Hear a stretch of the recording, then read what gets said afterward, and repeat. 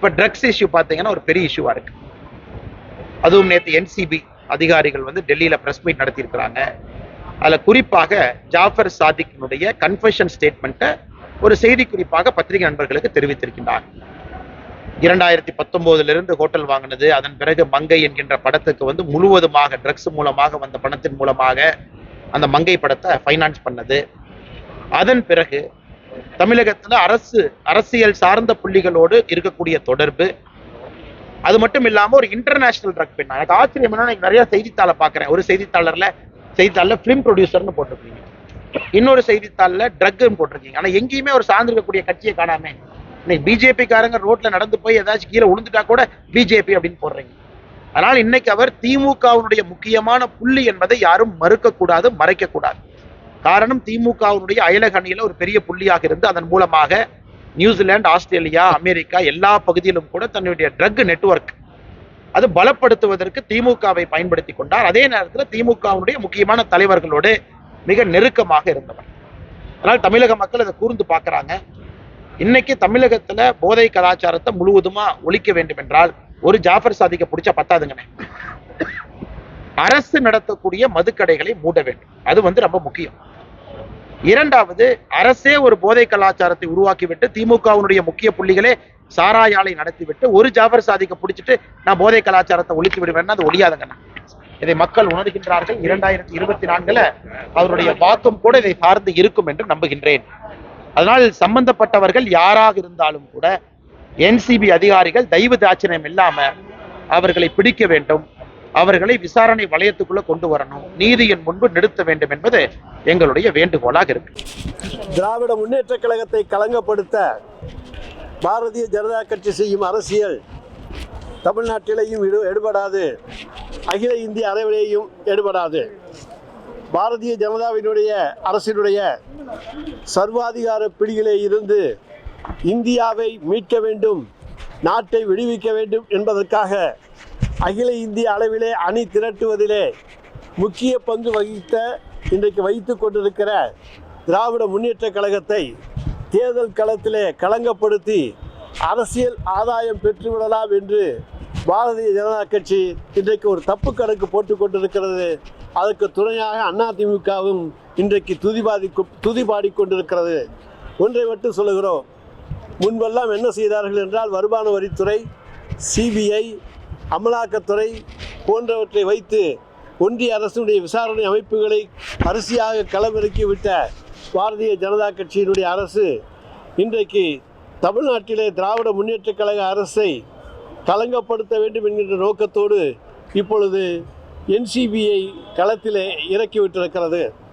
ஆனால் தமிழ்நாட்டிலே திராவிட முன்னேற்ற கழக அரசு பொறுப்பேற்றதும் போதைப்பொருள் தடுப்பில் மேற்கொண்ட நடவடிக்கைகளை நீதிமன்றமும் பாராட்டியிருக்கிறது, எல்லோரும் பாராட்டியிருக்கிறார்கள்.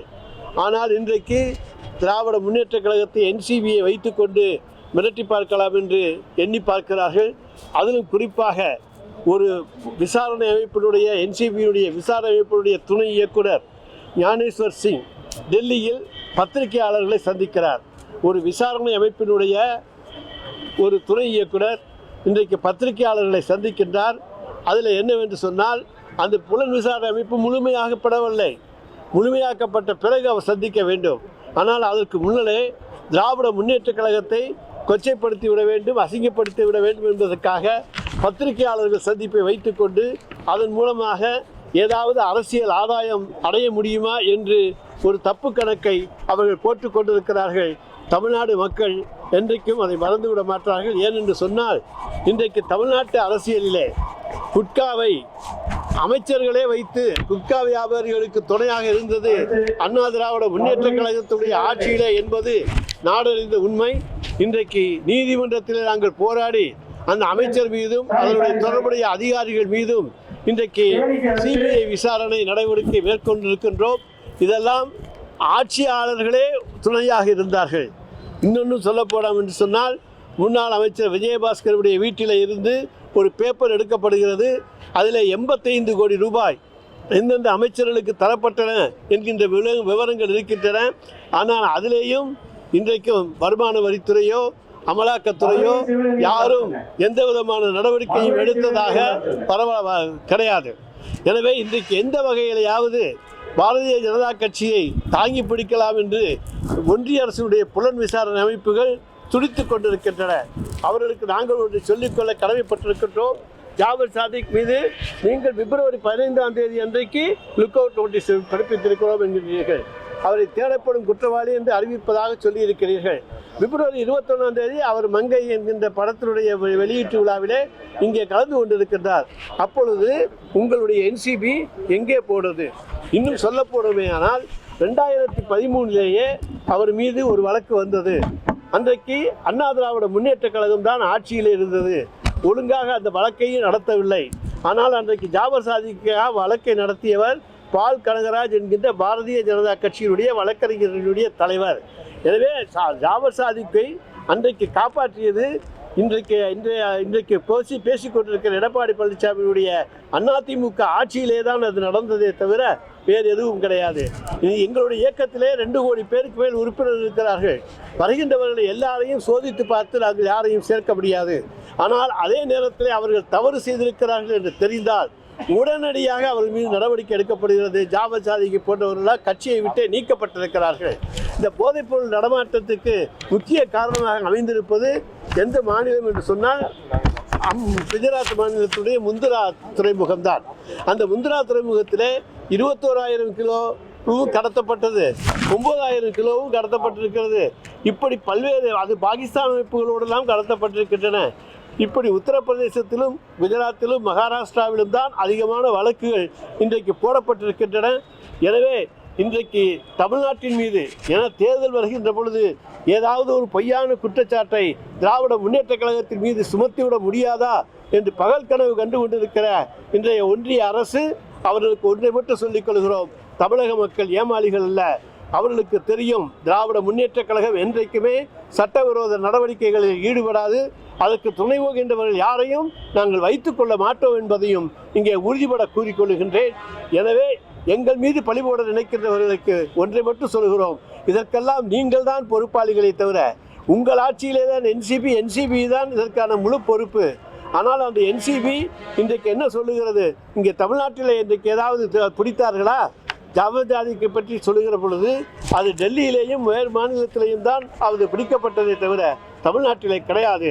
எனவே தமிழ்நாட்டை பொறுத்த வரைக்கும் நாங்கள் போதைப்பொருள் நடமாட்டத்தை முழுக்க தடுத்து வைத்திருக்கின்றோம். கஞ்சா பயிர் ஒரு சென்று கூட நடப்படாத மாநிலமாக, நோ கல்டிவேஷன், கஞ்சா கல்டிவேஷனாக இருக்கக்கூடிய மாநிலமாக தமிழ்நாடு இருக்கிறது என்பது இன்றைக்கு உலகத்துக்கே தெரியும். எனவே அப்படிப்பட்ட இடத்தில் இருக்கக்கூடிய நாங்கள் நிச்சயமாக இங்கே போதைப்பொருள் நடமாட்டத்துக்கு உறுதுணையாக எந்த வகையிலும் இருக்க மாட்டோம். அதே போல இன்றைக்கு தமிழ்நாட்டை அவமதிக்கும் செயலாக தமிழ்நாடு போதைப்பொருள் தலைநகரமாக மாறியிருக்கிறது என்று கூறி தமிழ்நாட்டையும் தமிழக மக்களையும் அவமதிக்க வேண்டும் என்பதற்காகவே அந்த பொய் பிரச்சாரத்தில் இன்றைக்கு ஈடுபட்டு கொண்டிருக்கிறார்கள். தமிழ்நாட்டை போன்ற வளர்ச்சியை எங்களுக்கு ஏன் ஏற்படுத்தவில்லை என்கிற கேள்வியை ஒன்றிய பாஜக அரசை நோக்கியும் பாஜக மாநில அரசுகளை நோக்கியும் வட இந்திய மக்கள் கேட்டுக்கொண்டிருக்கிறார்கள். எனவே தமிழ்நாட்டை போதைப்பொருள் சிலைக்கு மாநிலம் போல சித்தரித்தால்தான் தமிழ்நாட்டினுடைய வளர்ச்சி வட இந்தியாவில் பேசுபொருள் ஆகாது என்பதால் தான் பாஜகவினர் பொய் பிரச்சாரத்தில் ஈடுபட்டு வருகிறார்கள். இன்றைக்கு சொல்லப்போனால் பலர் இன்றைக்கு பாஜகவில் இருக்கக்கூடியவர்கள் இன்றைக்கு போதைப்பொருள் கடத்தலிலே அவர்கள் ஈடுபட்டு கொண்டு தான் இருக்கிறார்கள். அவர்களெல்லாம் பாஜகவில் சேர்ந்தவுடன் புனிதர்களாக மாறிவிட்டார்கள். ஜாபர் சாதிக்கோட கைது அரசியல் நடவடிக்கையா இல்லைன்னா தேர்தல் நேரத்தில் கைது செய்யப்பட்டது அரசியல் நடவடிக்கையா?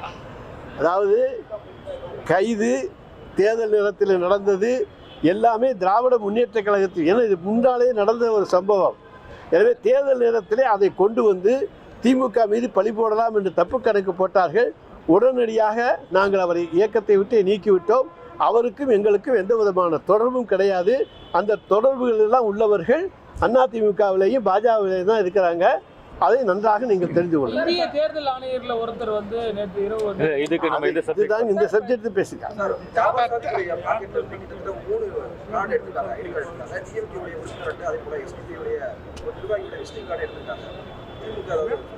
இல்லைங்க, திமுகவில் உறுப்பினராக சேர்ந்தாருங்கிறது சொல்றீங்க.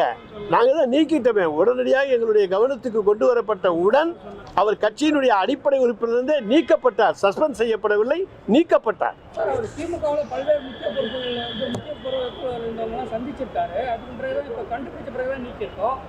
அவர் மேலே ஆமாங்க, அவருக்கு அதான் அந்த டயத்துல அவர் மீது எந்த விதமான குற்றச்சாட்டுகளும் கிடையாது.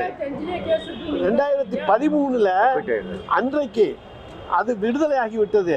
அதிமுக ஆட்சியினுடைய அவர் ஒழுங்காக அந்த வழக்கை நடத்தாத காரணத்தாலும் பாஜகவினுடைய வழக்கறிஞர் அதில் தலையிட்ட காரணத்தாலும் அந்த வழக்கு விடுவிக்கப்பட்டது. அதுக்கு பிறகு நம்ம திமுகவுக்கு சார் அப்புறம் அது அந்த இது நாலேஜுக்கே வரல. அது வெளியே பரபரப்பாக பேசப்படவில்லை. இப்பொழுதுதான் அது கண்டுபிடிக்கப்பட்டது. தமிழகம் வந்து போதைப் பொருள் 2 கோடி பேர்ல ஒவ்வொருத்தரையும் நாங்க பூத கண்ணாடி வச்சு அவங்கள பாத்துக்க முடியாது. கவனம் வந்த உடனே நாங்க அவங்க மேல நடவடிக்கை எடுத்துட்டோம். எங்களுக்கு அவருக்கு எந்த சம்பந்தமும் கிடையாது.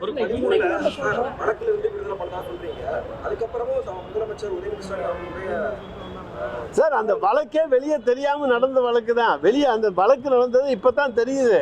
சார், அது எப்படி சார் சட்டத்துறைக்கே தெரியாம அவ்வளவு நாள் பொறுமையா இருந்தோம்? நம்ம வந்து அதாவது 2013 அதிமுக ஆட்சி. அதிமுக ஆட்சியில ஒரு வழக்கு நீதிமன்றத்துல வருஷத்துக்கு 10 லட்சம் வழக்கு டிஸ்போஸ் ஆகுது. யார் யாரெல்லாம் குற்றவாளி, யார் யாரெல்லாம் நிரபராதி விடுவிக்கப்பட்டாங்கன்னு நாங்க நீதிமன்றத்துடைய கணக்கு வழக்குகளை எடுத்து பார்க்க முடியாது. உளவுத்துறை எதுவும் சொல்லலையா சார்? ஒரு முக்கிய பொறுப்பு இருக்கு, அயலக அணியில ஒரு முக்கிய பொறுப்பு கொடுத்துருக்கீங்க. அதாவது 2 முறை வந்து அவர் இப்போ அவருக்கு கேஸ் இருக்கு இல்லைங்களா, போதைப் பொருள்.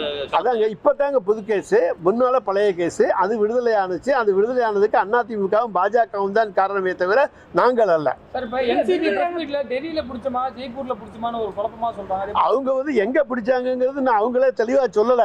அதுக்கு மேல பிரஸ் மீட்டை வச்சு குழப்புறாங்களே தவிர அந்த பிரஸ் மீட்டே தப்பு கொடுக்கக்கூடாது. ஒரு டெப்டி டைரக்டர் இன்வெஸ்டிகேஷன் ஸ்டேஜில், அதுவும் என்சிபியில் இந்த மாதிரியான ஒரு ப்ரெஸ் மீட் கொடுத்துருக்காருங்கிறது உண்மையிலேயே கண்டிக்க தகுந்த ஒன்றுன்னு வச்சுக்கலாம்.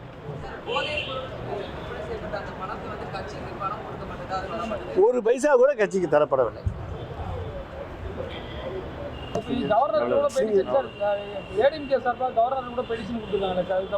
அது அவங்க 2013 நாங்கள் கோட்டை விட்டுட்டோம்னு வேணா கொண்டு போய் கொடுக்கலாம். எடப்பாடி பழனிசாமி நான் 2013 கோட்டை விட்டுட்டேன், சரியா கவனிக்கல அப்படின்னு சொல்லுவாங்க. நாங்க எங்களை பொறுத்த வரைக்கும் சட்டபூர்வமான நடவடிக்கைகள் அனைத்தும் எடுக்கப்படும். நிச்சயமாக குற்றவாளிக்கு துணையாகவும் போக மாட்டோம், அவரை காப்பாற்றவும் மாட்டோம். அவருக்கு சட்டத்தின் முன் நிறுத்தி தண்டனை வாங்கி தருவோம். 2013 முடிஞ்சு போன கேஸ். அது என்சிபி, அது மத்திய அரசினுடைய வழக்கு. அவங்க தான் அதை எடுத்து நடத்தணும், நாங்க இல்லை. என்சிபி என்பது மத்திய அரசு போடப்பட வழக்கு, அவங்க போட்ட வழக்கு. இது அவங்க தான் திருப்பி எடுத்து நடத்தணும். இப்போ 20 வருஷம் டிலே, இப்போ 10 வருஷம் 11 வருஷம் ஆச்சுன்னு சொல்லி எடுத்து நடத்தணும்னா அவங்க தான் நடத்தணும். அவங்க விட்டுட்டாங்க. சார், இப்போ பல்வேறு பகுதிகளில் போதைப் பொருட்கள் வந்து இப்போ பறிமுதல் செஞ்சுக்கிட்டு இருக்காங்க. அதுக்கான என்ன நடவடிக்கை எடுக்கப்பட்டது? பல்வேறு பகுதியில் தொடர்ச்சியாக போதைப் பொருள். தமிழ்நாட்டில் எடுக்கலையே சார்.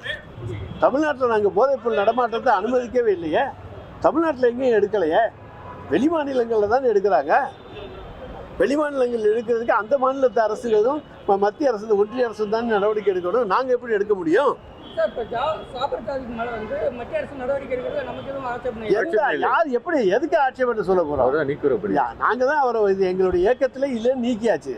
மத்திய அரசு வந்து நல்ல தகுந்த சாட்சியங்களோட அவர் மீது வழக்கு தொடர்ந்தால் மிக மகிழ்ச்சி, அதை செய்யட்டும். சார், இப்ப எதிர்கட்சிகள் கேட்கறது என்னன்னா, ஒரு கட்சியில் இருக்கும்போது ஒரு முக்கிய பொறுப்புல இருக்கிறாரு, இப்படி ஒரு குற்றச்சம்பவத்தில் ஈடுபட்டது வந்து கட்சி தலைமைக்கோ இல்ல அரசுக்கோ உளவுத்துறை வந்து ஒரு எந்த தகவலுமே சொல்லல. நான் இருக்கிறதா, நான் என்ன பண்றேங்கிறது வெளியே வர்ற போதுதான் தெரியுமே தவிர 3 வருஷமா இந்த குற்றச்சம்பவம் நடந்துட்டு சார், உளவுத்துறை அரசு கவனத்துக்கு கொண்டு வரவே. தமிழ்நாட்டுல நடக்கலைங்க. தமிழ்நாட்டுல ஏதாச்சும் நடந்திருக்கா? தமிழ்நாட்டில் நடந்திருந்தா தான் அரசினுடைய கவனத்துக்கு வரும். தமிழ்நாட்டில் எதுவும் நடக்கலையே. நடக்காத போது